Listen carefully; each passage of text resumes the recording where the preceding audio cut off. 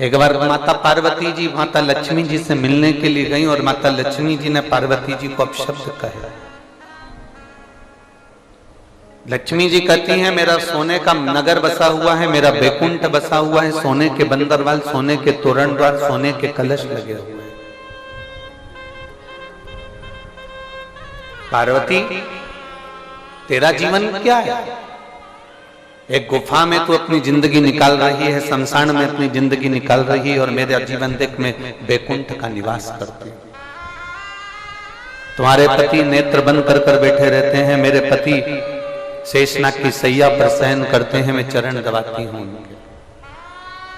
मेरे यहाँ रोज 56 भोग बनते हैं पार्वती, और तेरे यहाँ आकड़िया की रोटी बनाई और काकड़िया की साग और उसी का भोग लग जाता है।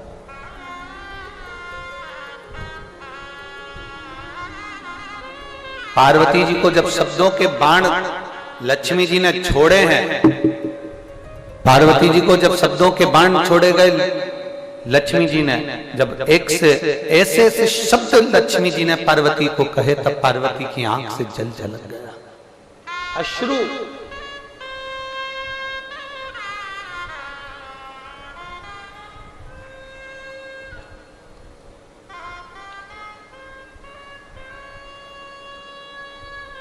और हमने एक बात पहले भी कहा था,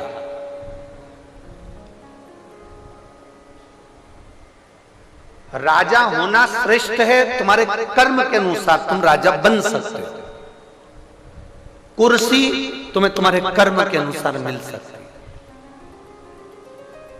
यहां की कुर्सी तुम्हारी डिग्री के अनुसार मिल सकती है। यहां का पद तुम्हारी मार्कशीट से मिल सकता है। यहां की पदवी तुम्हें तुम्हारी मार्कशीट से मिल सकती है, तुम्हारी डिग्री से मिल सकती है, पर वहां तुम्हारी ये कागज की डिग्री काम नहीं आएगी। जो तुमने किसी प्यासे को पानी पिलाया और भूखे को भोजन कराया, वो डिग्री वहां काम आएगी। कागज की डिग्री केवल तुम्हारी यहीं तक है। तुम डॉक्टर बने, कलेक्टर बने, एसपी बने, डीएसपी बने, कमिश्नर बने, मंत्री बने, संतरी बने, कलंतरी बने, तुम्हारी मर्जी पड़े जो बनो, तुम्हारी डिग्री केवल यहीं तक काम आएगी। पर तुमने तुम्हारे उस डिग्री का सदुपयोग करते हुए किसी के आंख के आंसू पोंछ दिए, किसी के प्यासे को पानी पिला दिया, किसी भूखे को भोजन करा दिया, किसी बच्चे के पढ़ने की रुचि थी उसकी एजुकेशन करा दी, किसी को दवाई की जरूरत थी उसको मेडिकल दिलवा दिया। ये तुमने जो करा है, ये वो डिग्री है जो तुम्हारी यहां तो काम आई रही है, साथ में तुम्हारी 71 पीढ़ी के लिए काम आएगी और तुम्हारे भी ऊपर काम आएगी। ये वो डिग्री है। हम बारंबार पहले भी कह चुके हैं, मत बुरे कर्म कर बंदे वरना पछताएगा, भगवान की आंखों से तू बच नहीं पाएगा, तू बच नहीं पाएगा।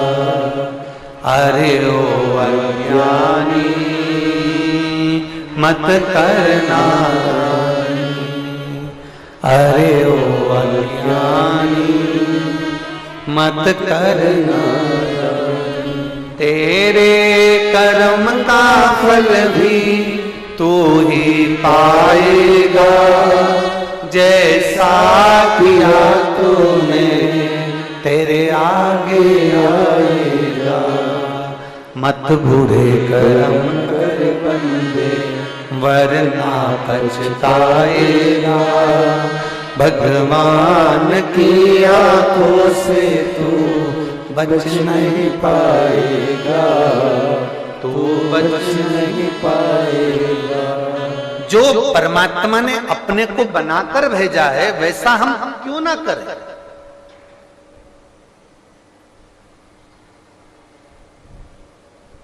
अपने कर्म का भोग अपने को भोगना, कुछ अच्छा करने का प्रयास करो।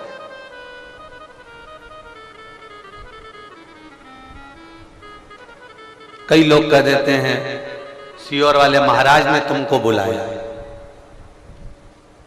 तुम्हें छाती ठोक कर कहना चाहिए उनकी हिम्मत नहीं कि वो बुला ले, हमें तो कुबेर भंडारी ने बुलाया है।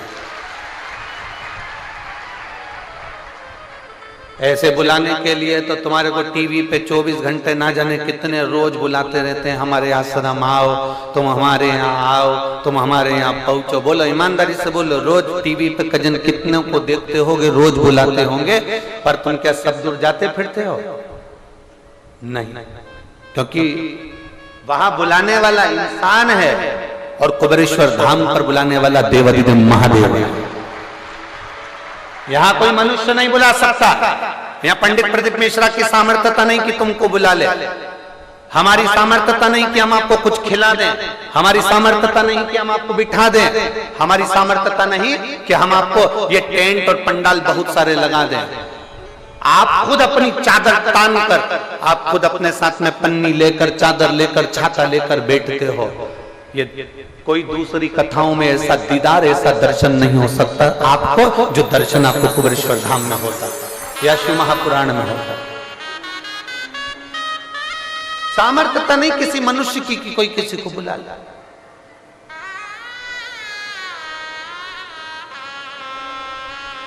वो बुलाने वाला भी वही त्रिकालदर्शी कैलाशी अविनाशी। पार्वती जी को ताने दिए गए, अपशब्द कहा गया, माता पार्वती जी के नैनों में जल झलक गया और माता पार्वती सीधे भगवान शंकर के पास पहुंच गई। शिव जी के पास में बैठकर माता पार्वती जी आंख से आंसू बहा रही थी और भोलेनाथ जी ने पूछा, ओघड़दानी भगवान शंकर ने पूछा, पार्वती क्यों रो रही हो? क्या शंकर भगवान को मालूम नहीं था कि पार्वती क्यों रो रही है? क्या शिव जी को नहीं मालूम था कि पार्वती की आंखों में आंसू क्यों है?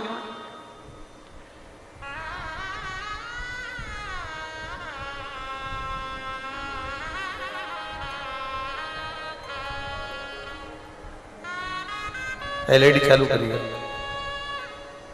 पीछे की एलईडियां देखवा लीजिए। क्या शिव जी को नहीं मालूम था?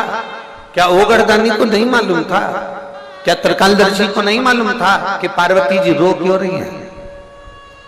माता पार्वती जी के नैनों में अश्रु क्यों है? किस लिए रो रही है? शिव महापुराण की कौमार खंड कहता है कि एक पत्ता भी अगर हवा में हिलता है तो महादेव के कानों में भनक पड़ जाती है कि कोई पत्ता हिल रहा है।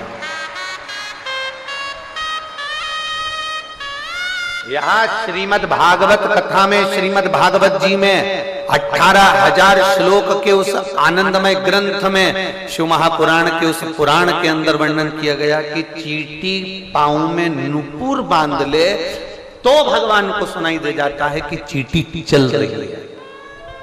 नुपुर बांध ले तो चींटी के नुपुर की आवाज परमात्मा सुन लेता है। आप रोज शंकर जी के मंदिर में जाकर अगर उसको पुकारोगे तो क्या वो तुम्हारी आवाज नहीं सुनेगा? वो चींटी के नुपुर की आवाज सुन लेता है। पत्ता हिले तो पत्ते की आवाज को पहचान जाता है कि पत्ता क्यों हिला। चलो और समझ में आ जाएगा तुमको, सरल भाषा में समझिएगा। दशरथ जी ने जो बाण छोड़ा था, श्रवण कुमार के ऊपर जो बाण लगा था, उसका नाम था शब्द भेदी बाण। शब्द को सुनकर दशरथ जी ने बाण छोड़ा था, वो बाण जाकर श्रवण कुमार को लगा था। जब एक शब्द का बाण शब्द सुनने पर दशरथ बाण छोड़ देते हैं और वो बाण जाकर हिरण को लगने की जगह श्रवण कुमार को लगता है केवल जल की आवाज कोसों दूर सुनाई दी, तो दशरथ जी ने बाण छोड़ दिया। उसी तरह अपने भक्त की आवाज जब भगवान के कानों तक आती है तो वो त्रिशूल छोड़ देता है।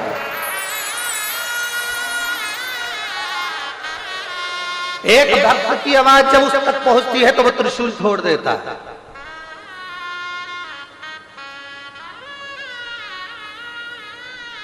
एक लड़के ने अपनी मम्मी से जिद करी कि मैं 7 साल से नौकरी के लिए अप्लाई कर रहा हूं और 7 साल हो गए मुझे नौकरी में अप्लाई करते करते। और तू सीहोर वाले महाराज की कथा सुनती है तो अगर मान लो उन्होंने कहा है कि कावड़ यात्रा में जाना, सीहोर की कावड़ भरा रही है कुबेर भंडारी की, और मैं कावड़ यात्रा में जाऊंगा, क्या मेरी नौकरी लग सकती?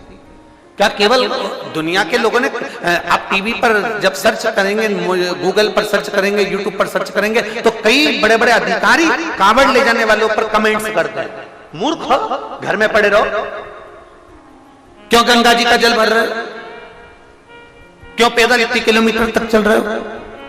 पागल हो गए हो जो इतने किलोमीटर तक पैदल चलकर जा रहे हो, जल भर कर जा रहे हो, कावड़ भर कर जा रहे हो? ये तो अज्ञानी लोग भरते हैं, ये मूर्ख लोग भरते हैं, ये ढोंग और प्रपंच है, ये अंधविश्वास है। कई बड़े बड़े आला अधिकारी भी उनको टोकते हैं जो कावड़ लेकर जाते हैं। अब उनको कौन बताए, तो उनको कौन बताए कि तुम्हारी जिंदगी दारू के नशे में गुजरती है और कावड़िया की जिंदगी गंगा के जल में गुजरती है। कावड़िया की जिंदगी गंगा के जल में गुजरती है।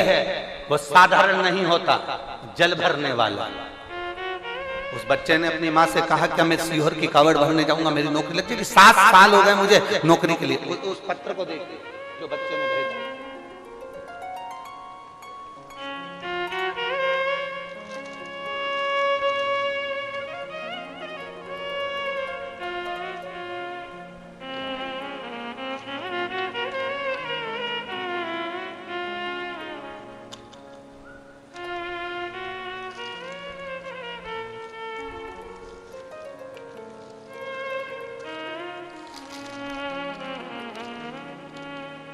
मैं रजनी सुरेंद्र नायक, ग्राम पीपरिया, करकट, जिला सागर से आई हूं। कहीं बैठी हूं तो हाथ हिला सकती हूं। ग्राम पीपरिया, करकट, जिला सागर से आई हूं। मेरा मोबाइल नंबर यह है। मैं एक लोटे जल का कावड़ यात्रा का वर्णन करना चाहता हूं। विराम दिवस की कहीं बैठी हैं क्या? दिख गई हैं? हाथ हिला दो एक बार। चैनल वाले उसको कैच कर ले, हमको तो नहीं दिख रही है पर चैनल वाले उसको कैच कर ले। मैं कावड़ यात्रा का वर्णन करना चाहती हूँ। आपने कथा में कह दिया कि कुबेरेश्वर बाबा की कावड़ भराई। मेरा बेटा यशराज नायक आर्मी के लिए कई साल से अप्लाई कर रहा था पर उसका नहीं हुआ। तब आखिरी में उसने कहा क्या कावड़ भरने से मेरी नौकरी लग सकती है? मैंने अपने बेटे से कहा कि तू एक बार शंकर के मंदिर में जा और कुबेरेश्वर बाबा की कावड़ भर कर आ। 2023 की मैंने मेरे बेटे से कावड़ भरने को कहा और बाबा की मैं क्या गुणगान करूं गुरुदेव, जो उसका 7 साल से सिलेक्शन नहीं हुआ। 2023 की कावड़ भरी और बाबा की कृपा ऐसी हुई, ऐसी कृपा बाबा ने कर दी, मैं क्या वर्णन करूं। मेरे बेटे का इंडियन आर्मी में सिलेक्ट हो गया। मैं बाबा को धन्यवाद देने के लिए आई। मैं अपने बेटे का फोटो भी लगा रही हूं जिसने आपका पार्थिव शिवलिंग का निर्माण सावन के महीने में जो आपने कराया था। मेरा बेटा घर में बैठकर पार्थिव शिवलिंग का निर्माण भी कर रहा है, उसका भी फोटो लगाया। और दूसरा जब उसका इंडियन आर्मी में हो गया उसका भी मैं फोटो लगा रही हूँ। माता जी आपको धन्यवाद, साधुवाद, बैठिए, बहुत बहुत बधाई। विराज एक बार हाथ हिला दो। श्री शिवाय नमस्ते, बधाई आपको। शिव तत्व की प्राप्ति क्या नहीं देता संग, वो ओघड़ी है। एक चींटी के पांव में भी नूपुर बनता है तो उसकी आवाज सुन लेता है, पीपल का पत्ता भी हिलता है तो उसकी आवाज सुन लेता है। वो देवाधिदेव महादेव है। व्यक्ति अभी भरोसा नहीं करता पर जब बाबा की कृपा उस पर बरसती है, कोई दुख उसकी जिंदगी में सामने खड़ा होता है, तब वो भगवान शिव का स्मरण करता है। एलईडियां चालू करिए, एलईडी वाले, एलईडी वाले एलईडी पर ध्यान दें। शिव तत्व की प्राप्ति होती है और तेरी कृपा बिना न हिले एक भी अणु, लेते हैं श्वास तेरी कृपा से तनु तनु। बखान क्या करूं मैं रातों के ढेर का, चपटी भभूत में खजाना कुबेर का। आप उसको दिल से कहेंगे वो दिल से सुनेगा, आप उसको पुकारेंगे वो आपके सम्मुख में होगा।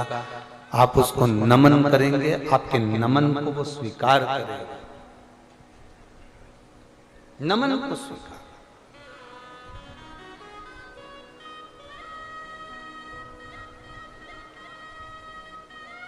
एक लड़की आष्टा की एक बच्ची आई, मैं सुलोचना चौहान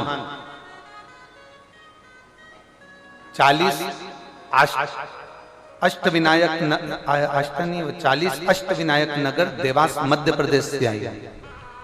कहीं बैठी हो तो हाथ हिला सकती। अष्टविनायक नगर देवास मध्य प्रदेश से आई हूं। बाबा को मैं नमन करती हूं। केवल आपकी परीक्षा लेने के लिए आई थी। ठीक है,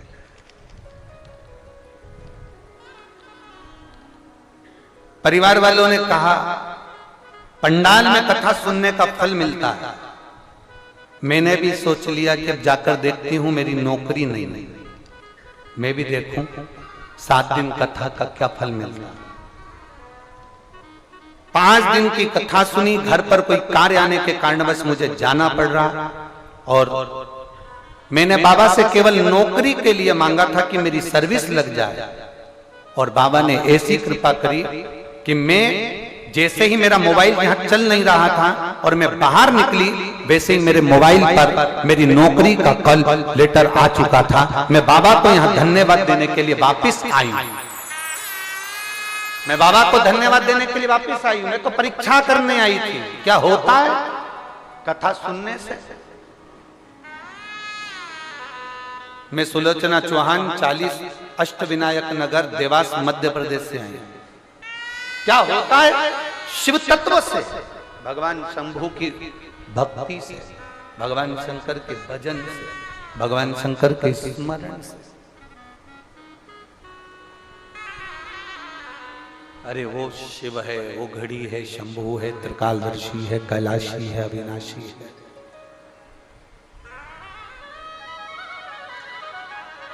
उसको जो समझ गया ना, उसका जीवन सार्थक हो गया। जो नहीं समझा ना, वो रह गया। ढोंग में बिल्कुल मत पड़ो, अंधविश्वास में बिल्कुल मत पड़ो, गलत जगह पर बिल्कुल मत जाओ, कहीं गलत विचार में मत पड़ो। पर इतना जरूर करना कि शंकर जी के ऊपर 1 लोटा जल समर्पित करना कभी मत भूलना। साथ देगा।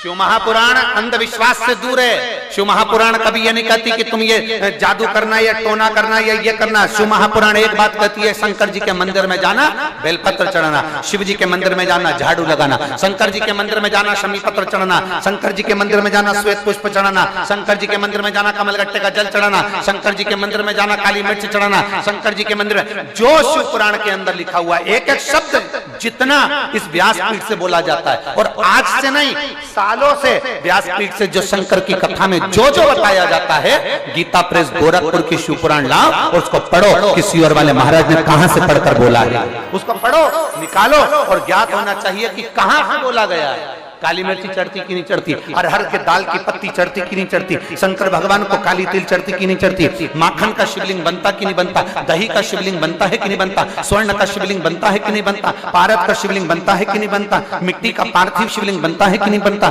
श्वेत मिट्टी, काली मिट्टी, लाल मिट्टी, पीली मिट्टी का शिवलिंग बनता है कि नहीं बनता। एक एक चीज निकालिए उसमें, आपको आएगा कि एक एक देवता ने 33 कोटि देवताओं ने अलग अलग शिवलिंग का निर्माण कर उसको पाने का प्रयास किया। शिव तत्व की प्राप्ति का केंद्र बिंदु है शंकर की कथा।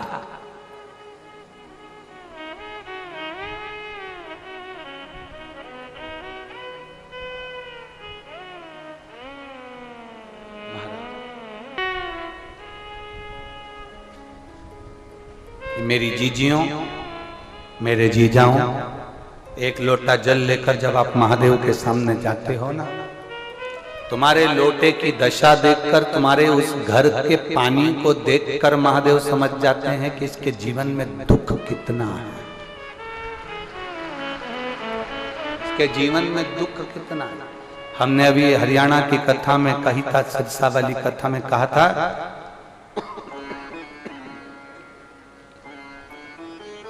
सुदामा जी की धर्म पत्नी ने तंदुल भेजे थे।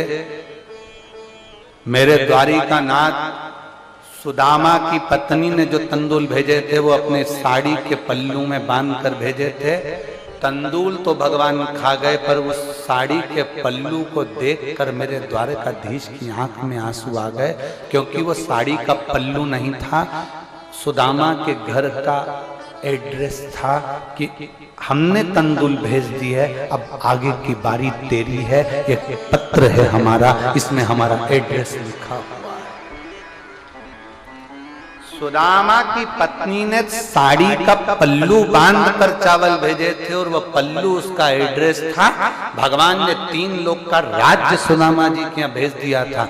जैसे सुदामा जी तंदूल भगवान को दिए थे और साड़ी का पल्लू देखकर भगवान समझ गए थे, उसी तरह तुम्हारे घर का लोटा देखकर, तुम्हारे घर का जल देखकर महादेव समझ जाते हैं कि इसके यहाँ क्या भेजना है।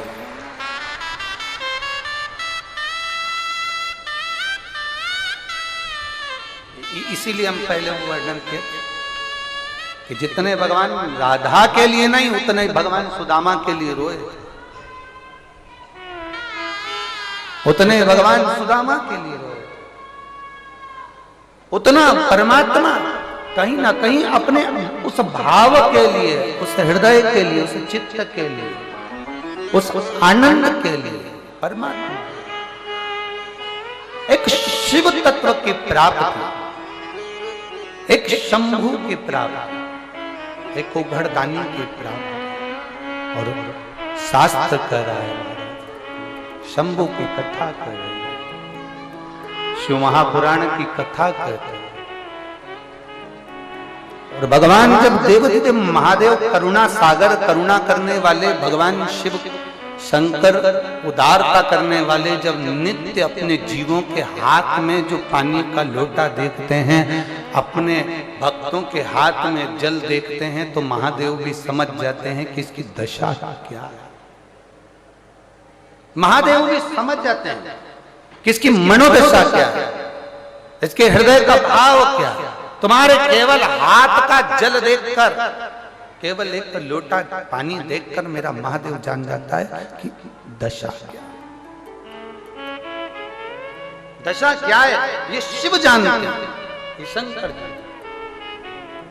इसीलिए राधा जितनी रोई रोई कान्हा के लिए। आप लोग खड़े नहीं हो गए, हम गा नहीं रहे हो, ठीक है। अरे राधा जितनी रोई रोई कान्हा के लिए, कन्हैया उतना रोया रोया है सुदामा के लिए, कन्हैया उतना रोया रोया है सुदामा के लिए।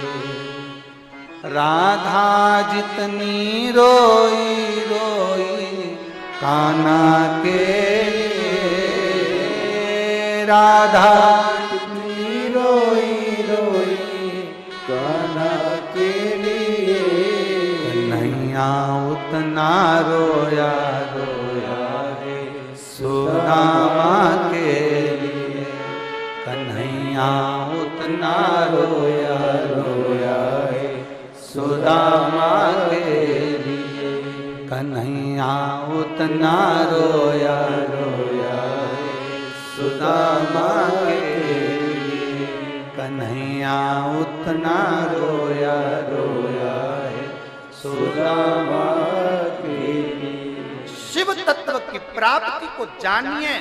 भगवान शंकर के दरवाजे पर गया हुआ एक लोटा जल, शिव के द्वार पर गया हुआ भरा हुआ वो कलश, आप अपने दरवाजे से जब लेकर शिव के पास जाते, शिव आपकी मनोदशा को जान जाता है। शंकर आपको पहचान जाता है। उसका नाम है भोले बाबा, उसका नाम है शंकर, उसका नाम है त्रिकालदर्शी, उसका नाम है कैलाशी, उसका नाम है अविनाशी। और फिर निवेदन करेंगे, आपको सियोर वाले महाराज से ज्यादा प्रीत नहीं जोड़ना है। बहुत बहुत ध्यान देना, हमसे प्रीत जोड़ने की जरूरत नहीं है कि हमें महाराज जी से मिलना है या हमें महाराज जी से बात करना है या हमें महाराज जी के साथ सेल्फी लेना है कि फोटो खिंचवाना। क्या करोगे फोटो का, क्या करोगे सेल्फी का? क्या मिलना हमसे? मिलना है तो इतनी लगन अपने अंदर पैदा कर लो कि मुझे महादेव से मिलना है, उससे मिलने की जागरूकता, उससे मिलने की जागरूकता। अपने भीतर वो लगन उत्पन्न करिए कि मुझे शंकर से, मुझे ओघड़ी से मिलना, मुझे कैलाशी अविनाशी, मुझे शिव से मिलना। और मेरी जीजियों, आप लोग लाखों की संख्या में आए हो, पूरे पंडालों में कहीं जगह नहीं है। पिछले वर्ष जो व्यवस्था करी गई थी यहाँ पर, उससे 3 गुना ज्यादा बैठने की व्यवस्था यहाँ करी गई है, 3 गुना। तो भी आप लोगों को अपनी अपनी चादर लगाकर, छाते लगाकर बैठना पड़ रहा है। इतना भक्त तुम लोग, इतना कुबेरेश्वर बाबा पर भरोसा कर कर आए, और तुम्हारे भरोसे को मेरा महादेव कुबेर भंडारी तोड़ेगा नहीं, पक्का। तैयारी रखना 2025 के रुद्राक्ष महोत्सव की, उसमें बाबा आपको भी कहीं ना कहीं किसी ना किसी रूप में यजमान बनाकर बिठाए। तैयारी रखो, उसे कहकर जाना कि तेरे दरवाजे पर से जा रही हूं, तो पिता है मेरा, तो बाबुल है मेरा, तो बाप है मेरा। और बाप अपनी बेटी को खाली नहीं भेजता, बाप अपने बच्चों को खाली नहीं भेजता।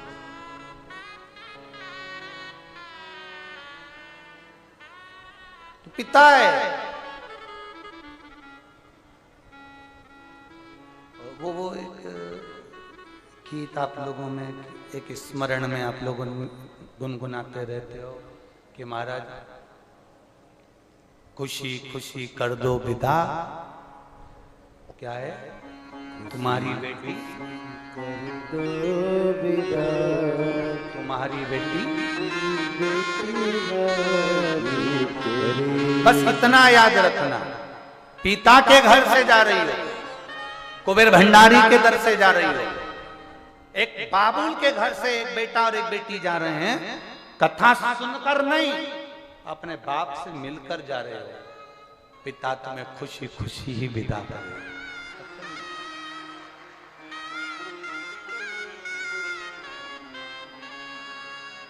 और कैलाश का शंभू मिला, वो मिला जो दिल में तुम्हारे बैठा आनंद कराने को। और दीदियों, इस व्यासपीठ से 2023 में एक बात कही थी कि अगले वर्ष आपको तकलीफ नहीं आएगी बैठने में, भोजन में। कहीं अगर आप लोगों को ऐसा लगा हो कि प्रशासन से या हमारी समिति से कोई चूक रह गए, तो जरूर क्षमा कर कर जाना, क्योंकि प्रशासन ने भी एड़ी से चोटी तक का दम लगाया है अब की बार रुद्राक्ष महोत्सव को सफल बनाने के लिए। प्रशासन ने ना जाने कितने तो टीआई, कितने एसपी, कितने डीएसपी, कितने तहसीलदार, ना जाने कितने आला अधिकारी इस रुद्राक्ष महोत्सव की सेवा में लगे। कलेक्टर, एसपी, डीएसपी, एसडीएम, ना जाने कितने चिकित्सक, ना जाने कितने डॉक्टर, ना जाने कितने इस सेवा में लगे, कितने शिक्षक भी इस सेवा में लगे, कितने।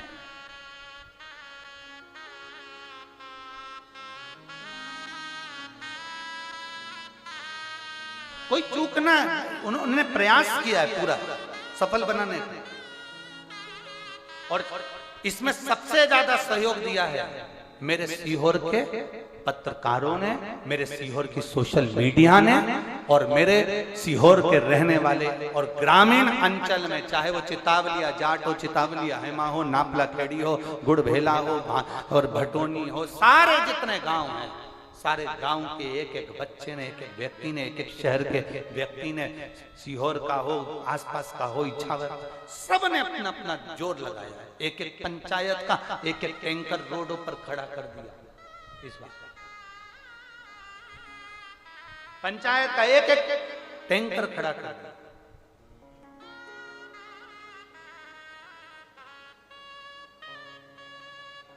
और बाबा से कहना जरूर कि बाबा कभी फुर्सत हो तो डमरू धर निर्धन के घर भी आ जाना, जो रूखा सूखा दिया हमें उसका ही भोग लगा जाना। 2 साल से लोग कह रहे थे सीहोर में व्यवस्था करना पड़ती है, महाराज बुला लेता है इतने सारों को, व्यवस्था नहीं कर पाता है। अब की बार मेरे सीहोर की बिटले सेवा समिति इकाई ने भी चौराहे चौराहे पर और रेलवे स्टेशन पर भी अपनी जान झोंक दी और भोजन कराने का प्रयास किया। कोई भूखा ना जाए, कोई भूखा ना रहे, कोई को कष्ट ना हो, कोई तकलीफ ना हो, पूरा प्रयास। और भाई बहुत बड़े बड़े कथाओं में आप जाएंगे ना तो आपके लिए सोफा लग जाएगा, कुर्सी लग जाएगी, कालीन बिछ जाएगी। हमारे यहाँ कालीन भी नहीं है। पीछे के पंडालों में आप जाकर देखिए कालीन नहीं बिछी है, लोग अपनी दरी बिछा कर सो।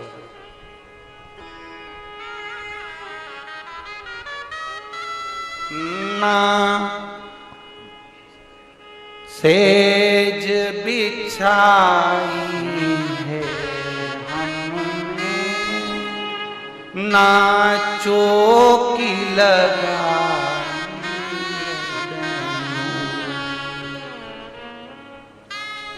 कुछ भी नहीं।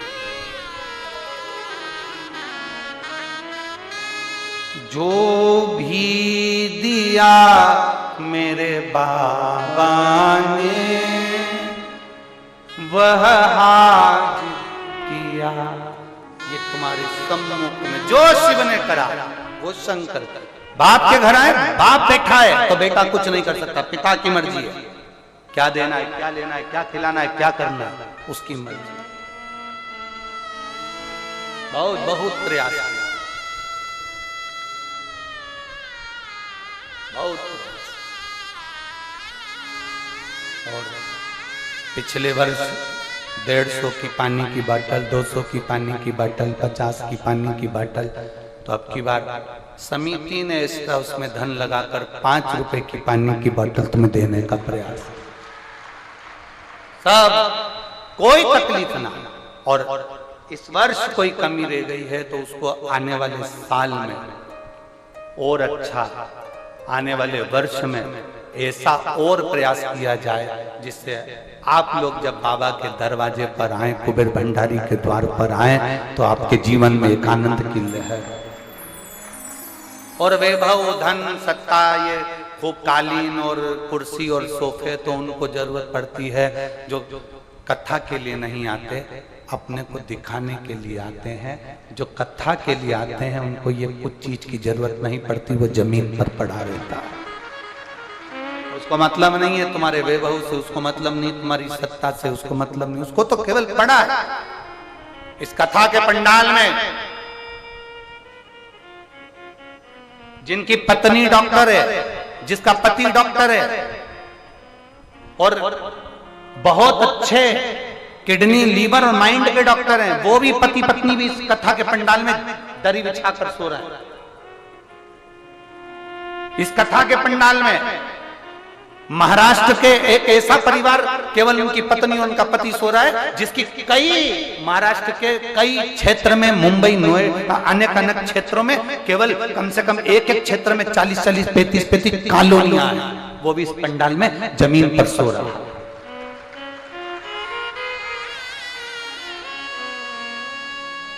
और हमारा भरोसा करता है आप भी कोई कम नहीं हो जितने यहाँ बैठे हो। सबके घर में कूलर, पंखा, एसी और सबके घर में पलंग, सबके घर में अच्छा मकान है, कोई कमी नहीं है। पर बाबा के दरवाजे पर रहना, वो देने वाला है। अपने विश्वास को दड़ी बनाओ। पार्वती मैया के चेहरे की रंगत देखकर मेरे महादेव समझ गए कि इसको क्या हुआ है। पर शिव जी ने उसी समय पूछा, पार्वती तुम्हारी आंखों में अश्रु भरा है, तुम्हारे रोने का कारण क्या है? क्यों पूछ रहे हैं? जब भगवान शंकर को मालूम है तो पूछना क्यों?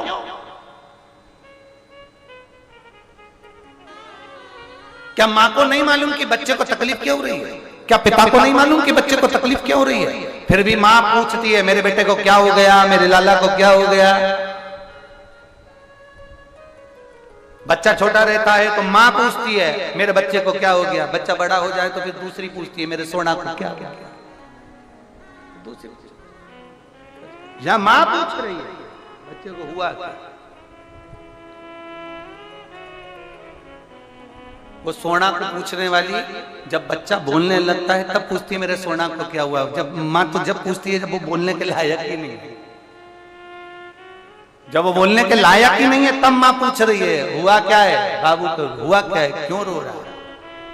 शंकर मेरा वो घरदानी, मेरा त्रिकालदर्शी, मेरा कैलाशी अविनाशी शिव है ही ऐसा।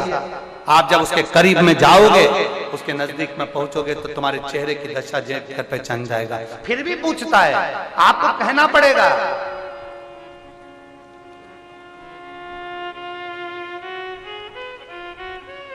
दो जगह पर मांगने में पीछे कभी मत हटना।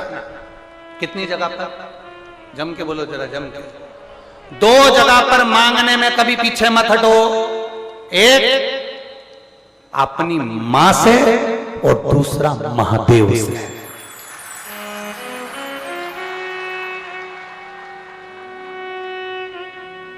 तो मां तुम बहुत बड़े पद पर बैठ गए ना, तुम्हारे पास में करोड़ों का धन आ रहा है, तुम्हारे पास बहुत पैसा आ रहा है ना, तो भी अपनी मां के पास जाकर कह दिया करो, मम्मी ला 50 रुपए दे, मां ला 100 रुपए।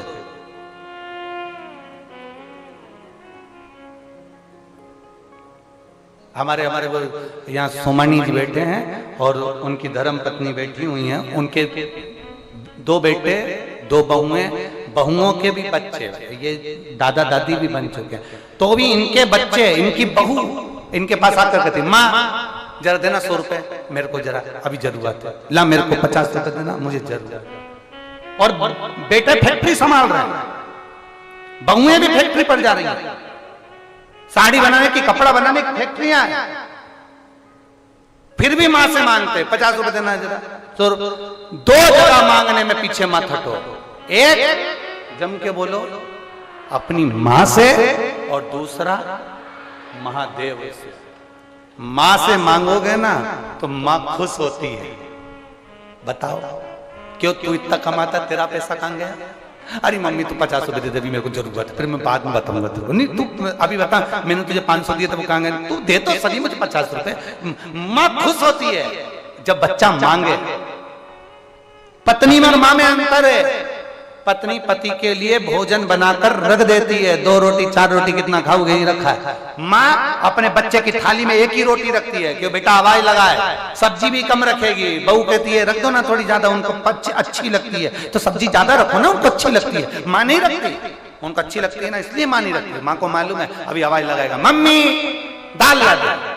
माँ जब 2 बार दाल ला कर देती है ना तो बच्चा कहता है आज दाल तूने बनाई है ना, मैं जानता हूँ तेरे हाथ में स्वाद अलग नजर आता है। माँ माँ मांगे बच्चा, भले वो ऊंचे पद पर बैठ जाए, ऊंचे ओहदे पर बैठ जाए, कितना बड़ा भी वो मंत्री संतरी कलंतरी कमिश्नर और कोई भी बनकर बैठ जाए, पर माँ से मांगने में देरी मत करना। माँ से मांगो और महादेव से मांगो। दुनिया में लोग कहते हैं भगवान से मांगना नहीं चाहिए, हम कहते हैं मूर्ख हैं वो जो बोलते हैं कि भगवान से मत मांगो। हम तो कहते हैं पक्का मांगो, बाप हो तुम्हारा। दुनिया के लोग कहते हैं, बड़े बड़े प्रवचनकार कहते हैं भगवान से कुछ मत मांगो, हम कहते हैं खूब मांगो। अगर अपने बाप से नहीं मांगोगे तो क्या पड़ोसी से मांगोगे?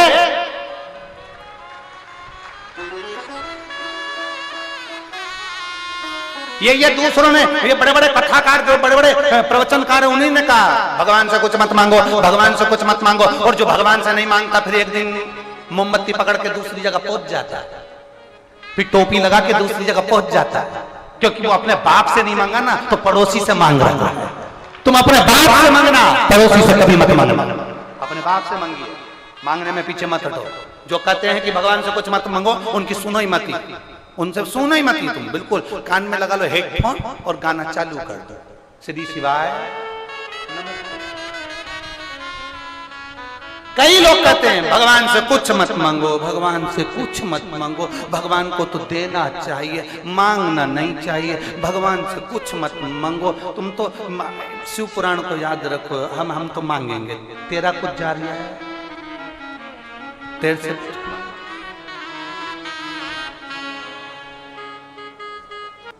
कहा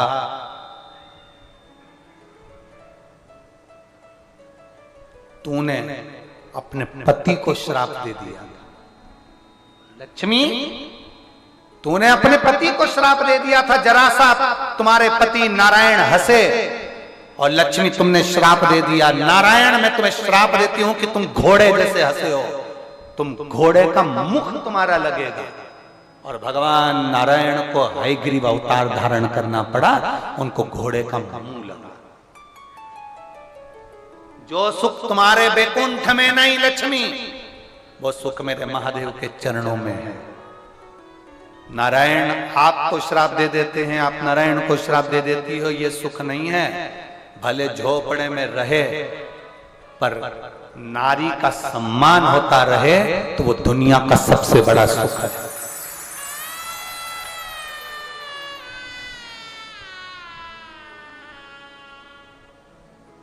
कितना सुंदर का है। मर्द वो नहीं जो अपने पत्नी पर हाथ चलाए, मर्द वो नहीं जो अपनी पत्नी को गाली दे जाए, मर्द वो नहीं जो अपनी पत्नी को और बच्चों को मार रहा हो, पीट रहा हो, गालियां दे रहा हो, कोस रहा हो, दारू के नशे में अपशब्द कह रहा हो, वो मर्द नहीं है।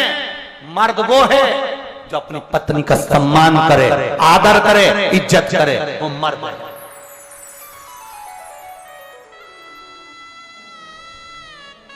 मारने से तुम स्त्री को मार रहे हो, नारी को मार रहे हो, पत्नी को मार रहे हो।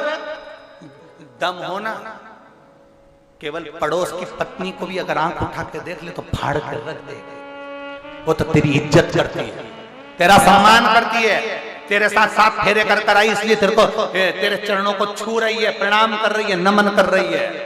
नहीं तो शंकर भगवान से भी ज्यादा बोल्ड है मेरी माता पार्वती दुर्गा भवानी। वो आदर कर रही है, सम्मान कर रही है, सत्कार कर रही है, तुम्हें इज्जत दे रही है, क्योंकि तुम्हें इसलिए इज्जत दे रही है कि तुमको प्रणाम कर तुम उसको लेकर आए। उसका आदर करना सीखो। उसमें गाली देने में, मारने में, ठोकने में, अपशब्द कहने में, इसमें तुम्हारे मर्दता की निशानी नहीं है। सम्मान देने में, हर नारी का इज्जत करना सीखो। उठाया मुख से कह दिया कुछ भी, जो मर्जी पड़ी वैसा। नारी का सम्मान करना सीखो। मेरे महादेव ने नारी का सम्मान करा, भगवान नारायण ने लक्ष्मी जी को चरणों के पास रखा, ब्रह्मा जी ने ब्रह्माणी को कमल के फूल पर अलग रखा, मेरे शंकर भगवान ने पार्वती जी को ऊंचे सिंहासन पर रखा। तू वहां बैठ हाथ जोड़कर, मैं हूं, चिंता करने की जरूरत नहीं है। तू ऊपर बैठ सिंहासन पर, 16 श्रृंगार तुझे चढ़ेगा, लाल चुनरी तुझे चढ़ेगी, सारा श्रृंगार तुझे चढ़ेगा, मेरे ऊपर केवल जल चढ़ेगा। तू आदर ले, तू सम्मान ले, तू सत्कार ले, तू ऊपर बैठ।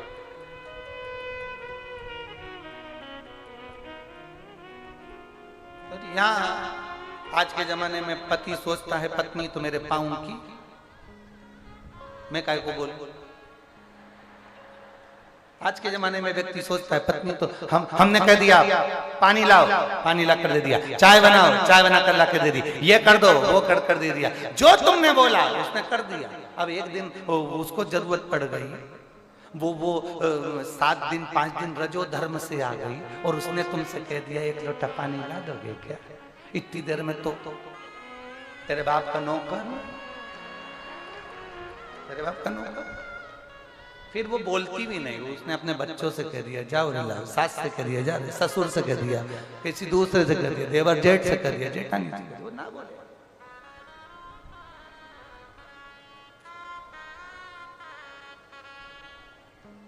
भला किसी का कर ना सको तो आता है आप लोगों को, ये आता है बोलना, बोलो तो जरा, भला किसी का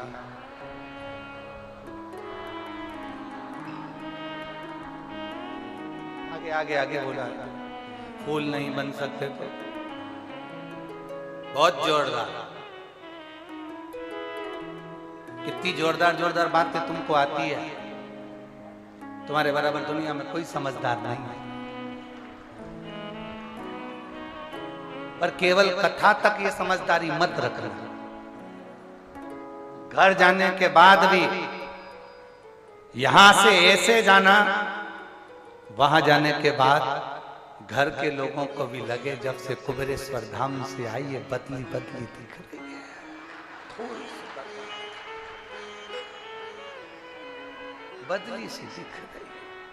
यहां से जाने के बाद सिर पे पल्लू लेके पति भी सोचेगा हर साल चले जाएगा। इतने संस्कार आ गए 7 दिन में, इतनी थोड़ा बदलाव अपनी जिंदगी में दिखना चाहिए। मालूम पड़े कथा में से गए जैसे थे वैसे की वैसे ही रह गए, तो घर के लोग भी कहेंगे गई काहे को, ठीक क्यों गई। थोड़ा बदलाव आना चाहिए। यहां से जाने के बाद अपने माता पिता, अपने सास ससुर, अपने घर के बड़ों का आदर करो, सम्मान दो। उनको भी लगना चाहिए कंकर शंकर की धरा से, महादेव की भूमि से आई है, तो सम्मान करना सीखी है। और पतियों से निवेदन है, यहां से जाने के बाद तुम्हारे मुख से अपशब्द ना निकले, ताने ना निकले, थप्पड़ नहीं, हाथ नहीं, हेल्प का हाथ बढ़ाओ, सहयोग का हाथ बढ़ाओ। ला मैं कुछ कर देता हूं, ला। अब दुनिया के लोग कहेंगे क्यों जोरू का गुलाम है क्या, तो कह देना तेरी लुगाई का गुलाम बन जाऊं, बोल तो सही, मैं तो तैयार, जवाब तो दो ना तुम उसको। लोग कुछ भी कहते, तुम अपनी मस्ती में रहो। सबसे वो कहते हैं रविवार होता है, सोमवार होता है, मंगलवार होता है, बुधवार होता है, गुरुवार शुक्रवार होता है। हम कहते हैं इन 7 बार में सबसे बड़ा बार परिवार होता है। इन 7 बार में भी सबसे बड़ा बार होता है अपना परिवार। और अगर उसमें भी आप सुख से नहीं रह सके तो आपका जीवन व्यर्थ, जीवन व्यर्थ।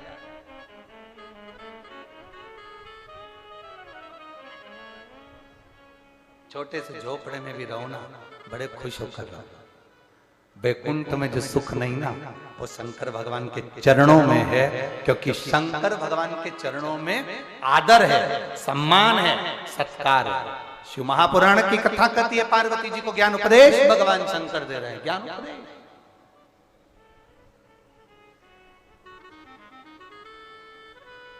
और वही उपदेश आपकी जिंदगी की सार्थकता, वही उपदेश आपके जीवन का आनंद। शिव कथा कर रही है, आगे वर्णन आता है एक षडानंद कार्तिकेय का जन्म होता है, तारकासुर का वध होता है। तारकासुर के 3 बेटे हैं, तारकाक्ष, विदुम्माली, कमलाक्ष की, जिनका भगवान शंकर एक बड़े नंदी का रूप रखकर भगवान शंकर देवताओं को पशु बना देते हैं और उनको दौड़ाकर एक जगह इकट्ठा कर तारकाक्ष, विदुम्माली, कमलाक्ष की तीनों का वध कर देते हैं और शंकर जी का नाम पशुपति नाथ हो जाता है। पशुपति नाथ उनका नाम पड़ गया, गला पकड़ रहा है, पशुपति नाथ उनका नाम पड़ गया। पशुपति अस्त्र होता है, पाशुपत अस्त्र, और एक होता है पशुपति व्रत। आप और हम में इतनी सामर्थ्यता नहीं कि हम पाशुपत्य अस्त्र भगवान शंकर से ले लें और चला दें।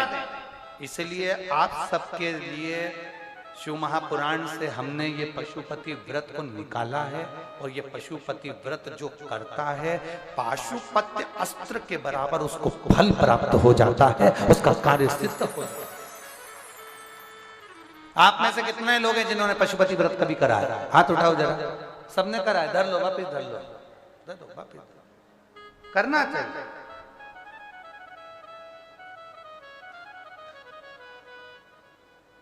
करना चाहिए, व्रत जरूरी है। पशुपति व्रत अगर आपको लग रहा है कि आप तकलीफ में, आप कष्ट में हो, आपको लग रहा है कि मेरे को यह काम होना है, पशुपति व्रत जरूर करो। कितने दिए लगते हैं? जम के बोलो जरा, तुम्हारी पड़ोसन को भी सुनाई दे जाए। कितने? 6। मंदिर में जाकर सुबह के समय पूजन करो, पूजन की थाली को वापस लेकर आ जाओ, उस थाली को शाम को फिर लेकर जाओ। 6 दिए प्रसाद लेकर जाओ, जो सामग्री बनाई मीठे की, तुमने हलवा बनाया, खीर बनाई, रबड़ी बनाई, लड्डू बनाया, पेड़ा बनाया, खिरान बनाया, जो बनाया वो लेकर जाओ। जाते से ही सबसे पहले 5 दिए, 6 दियों को जमीन पर रख दो, उसमें से 5 दिए प्रज्वलित कर दो, जला दो। प्रसाद के 3 हिस्से कर कर जमीन पर रख दो और भगवान की पूजन कर दो। पूजन करके उसमें से प्रसाद का एक हिस्सा उठाकर थाली में रख लो। एक दिया जो नहीं जलाया है उसको थाली में रख लो। बाबा से प्रार्थना करो, आज मेरा पहला पशुपति व्रत है बाबा, स्वीकार करना, मेरे मन के भाव को पूर्ण करना। बाबा से निवेदन कर कर वो दिया प्रसाद का एक हिस्सा लेकर अपने घर की ओर आ जाओ। घर में प्रवेश करने से पहले घर के बाहर बैठ जाओ, राइट हैंड सीधे हाथ की ओर। घर में प्रवेश करो तो उसका सीधे हाथ की ओर घर की ओर मुख कर कर दिया प्रज्वलित कर दो। अंदर की ओर चले जाओ। भोजन करने से पहले जो प्रसाद का एक हिस्सा लेकर आए हो पहले वो खाओ, उसके बाद भोजन करो। भोजन में तुम सादा भोजन जो तुम्हें लेना है वो ले सकते हो, उसमें ऐसा नहीं है कि मीठा ही मीठा खाना पड़ेगा। आजकल लोगों ने पशुपतिनाथ के व्रत को भी ढोंग प्रपंच जैसा बना दिया, किसी के यहाँ मत जाना, ऐसा मत करना, वैसा मत करना। नहीं, तुम तो प्रेम से करो। जिस व्रत में तुम भगवान के मंदिर नहीं जा सकती, जिस व्रत में तुम कहीं शादी ब्याह में चली गई और व्रत को नहीं कर पाई, अगला करना कितने हैं? 5। 5वां व्रत हो 108, या तो बेलपत्र, फूल की पंखड़ी, चावल के दाने, मूंग के दाने, कुछ भी 108 सामग्री लो, एक श्रीफल लो, भेंट लो, बाबा को नमन कर कर, प्रणाम कर कर, उनकी आराधना कर कर समर्पित करो। शाम के समय पर अपना वही दिया वापिस ले आओ, प्रसाद वापिस लाओ, फिर वही दिया 5वें 6ठे नंबर का दरवाजे पर लगाओ, अंदर जाओ और प्रसाद को पाओ और फिर भोजन करो। देव अधिदेव महादेव आपके मन के मनोरथ पूर्ण जरूर करेगा, ये निश्चित है। शिव कृपा करेंगे, ये निश्चित है। आगे वर्णन आया, पाशुपति व्रत का वर्णन करते हुए भगवान देवादिदेव महादेव का सुंदर संवाद वर्णन करता है। तुम रुका जी चंचुला देवी को बड़े आनंद के साथ में 12 ज्योतिर्लिंग का स्मरण करा। 12 ज्योतिर्लिंग की कथा। अब 12 ज्योतिर्लिंग की कथा का स्मरण वो भी कहां बैठकर सुन रहे हो? कुबेरेश्वर धाम पर, जहां से 12 ज्योतिर्लिंग की दूरी 1 पॉइंट बढ़कर आती है। यहाँ 0 नहीं आता, कभी यहाँ 0 आता ही नहीं। तुम कुबेरेश्वर धाम पर खड़े हो जाओ, यहाँ से महाकाल नापेंगे 1 बढ़कर आएगा, ओमकारेश्वर 1 बढ़कर आएगा, काशी विश्वनाथ, केदारेश्वर तुम सर्च कर कर देखना, 1 पॉइंट बढ़कर आएगा कि यहाँ से कितना किलोमीटर है, 1 पॉइंट बढ़ेगा। 0 पर नहीं आएगा, 0 आता ही नहीं है। यहाँ 0 का काम ही नहीं है, जो आता है नंबर 1 होकर ही जाता है। 0 पर तो कोई जाता ही नहीं है। यहाँ जो आया वो नंबर 1 होकर ही गया।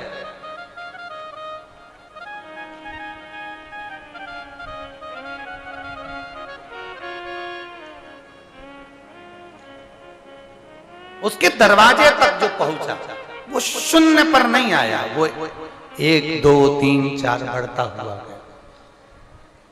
पर लोग समझ नहीं पाते, बाद में जब 0 पे आते तब भगवान का भजन करने पहुंचते ना। जाओ,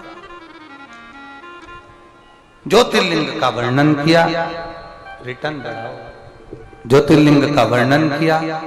प्रथम ज्योतिर्लिंग के रूप में सोमनाथ जी का वर्णन भगवान शंकर बड़े भाव के साथ में तुम रुका जी चंचुला देवी को कर रहे।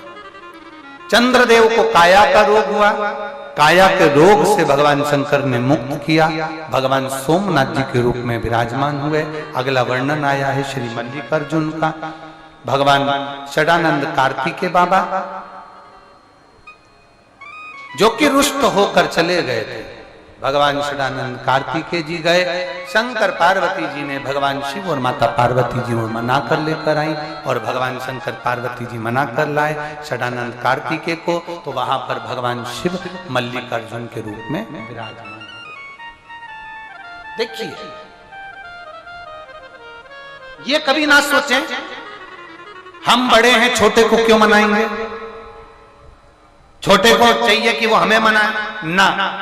शिव महापुराण की कथा कहती है, एक शब्द है छोटा सा, स्वारी, क्षमा मांग लेना, जो सॉरी कह देता है, क्षमा मांग लेता है, वो दुनिया का सबसे बड़ा व्यक्ति बन जाता है, क्योंकि उसने क्षमा मांगी, उसने सॉरी कह ली। अकड़ में जिंदगी नहीं जीना।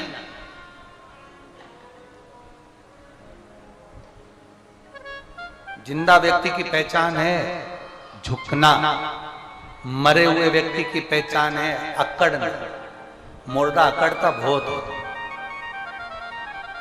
और जो ज्यादा अकड़ता दिखे ना, धन में, पैसे में, ज्ञान में, जो ज्यादा अकड़ता दिखे ना, ज्यादा अकड़ता दिखे, तो समझ लेना कि ये मर चुका है, वो मर। जिंदा व्यक्ति की पहचान है नम्रता, झुकना, प्रणाम करना, नम्र। मेरे वो घरदानी अपने पुत्र को मनाने पहुंच गए। दुनिया के लोगों ने कहा क्या बाप बेटे को मनाएगा?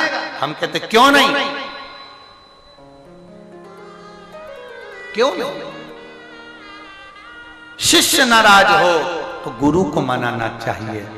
जरूरी नहीं कि शिष्य को ही गुरु मनाए। कभी गुरु नाराज हो शिष्य मना ले, कभी शिष्य नाराज हो तो गुरु मना ले, कभी बेटा नाराज है तो बाप मना ले, कभी बाप नाराज है तो बेटा मना ले। ये तत्व हमारे भीतर होना चाहिए। समय आया, आगे वर्णन करा, मल्लिकार्जुन के रूप में शिव जी विराजमान हुए। फिर वर्णन आया है महाकाल। दूषण नाम के राक्षस का संहार भगवान ने करा। अपनी बहन क्षिप्रिया का साथ लिया। क्षिप्रिया ने भगवान शंकर के 84 खंड कर दिए, इसलिए उज्जैन की पवित्र भूमि पर 84 महादेव विराजमान हो गए। 84 खंड के रूप में विराज। अभी बैठे रहो, अभी 10-1 मिनट है, बैठ जाओ, बैठ जाओ, अभी बैठ जाओ, बैठो। 84 महादेव के रूप में भगवान शंकर विराजमान हो गए। आज की विराम की कथा है ना, पूरी सुनो, उसके बाद उठना। बड़े आराम से 12 ज्योतिर्लिंग की कथा चल रही है, भाव से सुनो, फिर खड़े होना। जहां खड़े हो वहीं बैठ जाओ। शिव तत्व की प्राप्ति। 84 महादेव के रूप में भगवान शंकर विराजमान हुए, और दूषण नाम के राक्षस का काल बनकर प्रगटे, इसलिए महाकाल उनका नाम हुआ।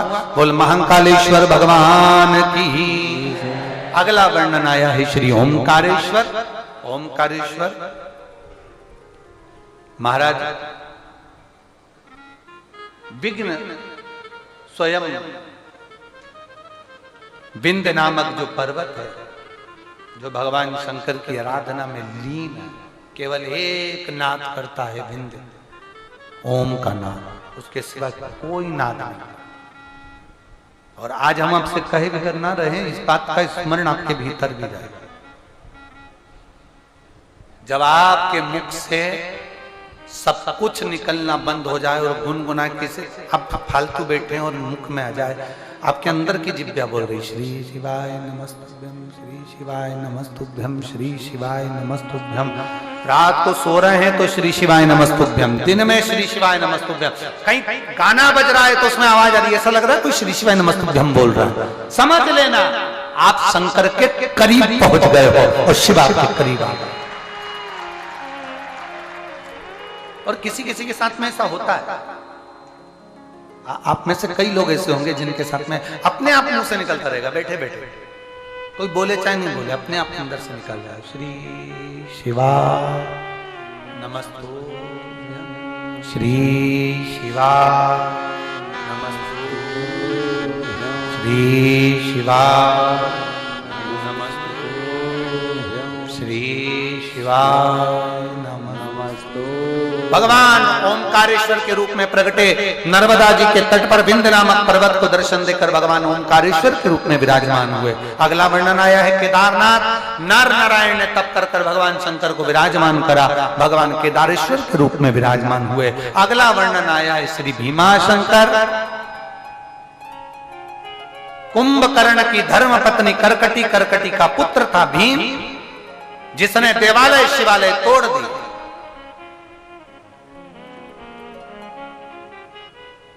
विनाश काले विपरीत बुद्धि। जब व्यक्ति का बुरा समय आता है ना, तो वो भगवान शंकर के मंदिर तोड़ना, देवालय तोड़ना प्रारंभ करता है। शंकर जी को गाली देना प्रारंभ करता है। दक्ष प्रजापति ने शिव जी को अपशब्द कहे थे तो सिर कट के अग्नि में गिर गया था। पूरा दक्ष प्रजापति का राज्य समाप्त हो गया था। शंकर का द्रोही कभी सुखी नहीं रह सकता, कभी।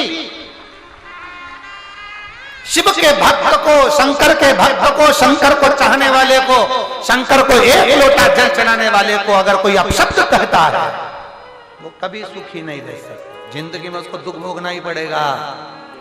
वो चाहे दुनिया में कितना भी महान व्यक्ति क्यों ना, उसको तकलीफ भोगना पड़ेगी। अगर शंकर की निंदा में लगा, शिव की निंदा में लगा, शिव भक्त की निंदा में लगा, शंकर की आराधना की निंदा में लगा, आपसे कहीं नहीं बन सके। अगर हो सके तो अपनी जिंदगी में कभी भी अपने मुख से एक काम जरूर करना कि भगवान शंकर की कहीं निंदा हो रही हो तो वहां से उठ के चले जाओ। कोई शिव जी की बुराई कर रहा हो तो वहां से निकल जाओ। अपने मुख से शंकर की निंदा नहीं करना, ना शंकर की निंदा सुनना। भगवान देव ऋषि नारद ने शंकर भगवान की निंदा कर दी थी तो उनको बंदर का मुंह लगा था। नारायण ने शिव की निंदा सुन ली थी तो उनको घोड़े का मुंह लगा था। ब्रह्मा जी ने शंकर की निंदा कर दी थी तो उनका सिर कटकर बड़ का पेड़ बना था। शंकर की निंदा सुनना भी नहीं, शंकर की निंदा करना भी नहीं। अपन बच सको जितना बचो। शंकर का कोई भक्त है, शिव का कोई उपासक है, उसकी निंदा भी नहीं करना, उसकी निंदा भी नहीं सुनना। अपन से नहीं सही रहना, अपन से नहीं बन रहा ना तो अपन उठ के चले जाए। पर हमने निंदा ना तो सुने ना हम कर, ना सुनना ना करना। जिसके कर्म का भोग जो भोगे। गुरु की करनी गुरु भलेगा, चेला की करनी चेला। उड़ जाएगा हंस अकेला। अपने अपने कर्म का भोग सब भोगेंगे। कुंभकर्ण का बेटा भीम, भीम ने तुड़वा दिए देवालय शिवालय। शंकर भगवान प्रकट होकर भीम का संहार कर दिए। शिव जी का नाम भीमा शंकर हो गया। अगला वर्णन आया है काशी विश्वनाथ। मनु शत्रुपा ने तप कर भगवान शंकर को विराजमान करा। भारत की भूमि पर एक शिवलिंग ऐसा है जिसकी स्थापना स्वयं शनि महाराज ने करी है, वो काशी विश्वनाथ। मनु शत्रुपा ने जहां भगवान देवादिदेव महादेव को विराजमान किया। अगला वर्णन आया है त्र्यंबकेश्वर। गौतम बाबा ने गौ हत्या का दोष लगने पर शंकर जी की आराधना कर ब्रह्मा विष्णु महेश को प्रकट किया है। देखिए कभी कभी हमारे पुण्य जब प्रबल हो जाते हैं तो हमारे नगर में, हमारे गांव में, हमारे क्षेत्र में, हमारे एरिया में भगवान शंकर की, वो कुबेरेश्वर बाबा की कथा कभी ना कभी हमारे गांव और शहर में भी पहुंच जाती है। जब शिव कृपा करते हैं तब। जैसे अभी 19 तारीख से रेवाड़ी हरियाणा में 1 बजे से 4 बजे तक आरती शिव महापुराण का 5 दिन की है। 19, 20, 21, 22, 23 तक चलेगी। शिव महापुराण के बड़े भाव से, आनंद से।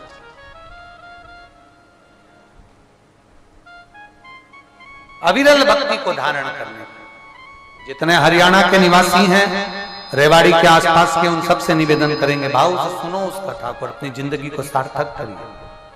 आपके नजदीक में बाबा भोलेनाथ की कथा हो तो जरूर जाइए। पंडाल में बैठकर बाबा से प्रार्थना करिए, दिल से निवेदन करिए, बाबा सुनेगा जरूर, धारण जरूर करिए। गौतम बाबा पर गौ हत्या का दोष लग गया। बाबा गौ हत्या के दोष से मुक्त हो गए। ब्रह्मा विष्णु महेश ने दर्शन दे दिए। 3 शिवलिंग विराजमान हो गए, त्र्यंबकेश्वर के नाम से विख्यात हो गए। अगला वर्णन आया है वेद्यनाथ। रावण भगवान शंकर को लेकर जा रहे थे, अहमता की भाव में लेकर जा रहे थे। संध्या होने के कारण शंकर भगवान को भूमि पर रखा, उठे नहीं, छोड़कर चल दिए। वेद्यनाथ जी के रूप में पूजित हो गए। फिर वर्णन आया है नागेश्वर ज्योतिर्लिंग का। नागेश्वर ज्योतिर्लिंग का भी आपको कथा के मध्य में भी वर्णन करा कि रमेश एक जो केद में डाला गया था, एक खूंटा लगा हुआ था जिससे उसकी बेड़ियां बंधी हुई थी। उस खूंटे में शंकर भगवान के प्रतिबिंब का दर्शन कर रहा है, उस खूंटे में। और भगवान के उस स्वरूप का दर्शन, कंकर में शंकर दिख रहा है, उस खूंटे में भगवान शंकर का दर्शन कर रहा है, और दर्शन किया, आखिरी में देवाधिदेव महादेव को उसमें प्रकट होना ही पड़ा। मतलब एक कंकर में भी शंकर प्रकट हो जाता है। आप लोग जो कंकर कुबेरेश्वर धाम का लेकर जाते हो, आप अपन अनुभव करना है। लोग कहते हैं सीहोर का रुद्राक्ष क्या मायने रखता है, कुबेरेश्वर धाम का रुद्राक्ष क्या मायने रखता है, कभी अंदाजा लगाना।